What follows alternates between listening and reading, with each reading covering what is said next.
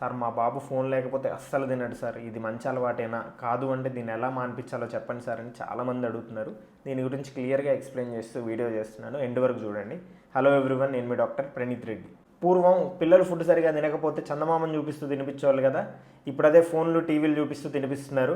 టెంపరీగా వాడు ఫుడ్ తిన్నా సరే లాంగ్ రన్లో వాడికి చాలా ప్రాబ్లమ్స్ వస్తాయి. ఫోన్ చూపిస్తూ తినిపించడం వల్ల పిల్లల్లో మైండ్లెస్ ఈటింగ్ అనేది అలవాటు అవుతుంది. ఏం తింటున్నారో ఎంత తింటున్నారో తెలియకుండా తింటారు. దీనివల్ల కొన్నిసార్లు ఓవర్ ఈటింగ్, అండర్ ఈటింగ్ అయ్యే అవకాశం ఉంది. స్క్రీన్ చూస్తూ నమలకుండా మింగేస్తూ ఉంటారు పిల్లలు, దీనివల్ల ఇండైజెషన్ అండ్ కాన్స్టిపేషన్ అయ్యే అవకాశం ఉంది. ఫ్యామిలీ అందరితో కలిసి తింటేనే స్పీచ్ అండ్ సోషల్ స్కిల్స్ అనేవి బాగా ఇంప్రూవ్ అవుతాయి.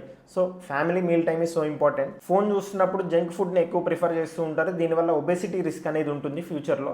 ఏదైనా ఫుడ్ని చూస్తూ టేస్ట్ ఆస్వాదిస్తూ తింటేనే ఇష్టాలు అనేవి ఏర్పడతాయి. నేను ఇవాళ వంకాయ కూర తిన్నాను, ఈ టేస్ట్ నాకు చాలా బాగా నచ్చింది, నెక్స్ట్ టైం మళ్ళీ మమ్మీని ఈ కూర వండమని అడగాలి అనే థాట్ అనేది వాళ్ళకు వస్తుంది. మా బాబుకి ఆల్రెడీ అలవాటు అయిపోయింది సార్, ఇప్పుడు ఎలా మాన్పించాలి అన్న విషయానికి వస్తే స్క్రీన్ టైంని గ్రాడ్యువల్గా రెడ్యూస్ చేయాలండి. అండ్ అదర్ ఆల్టర్నేటివ్స్ లైక్ ఇలా రైమ్స్ పాడడం, సాంగ్స్ పాడడం, స్టోరీస్ చెప్పి తినిపించడం ఇలా ట్రై చేయాలి. Family meal time is so important. And అలానే as soon as possible self feeding అనేది అలో చేయాలి.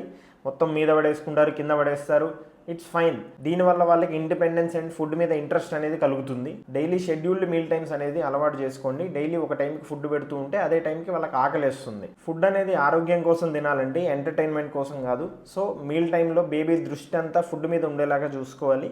ఇంకా ఏమైనా డౌట్స్ ఉంటే కామెంట్స్లో అడగండి. And don't forget to follow ప్రాణం కిడ్స్ డాక్టర్. Thank you.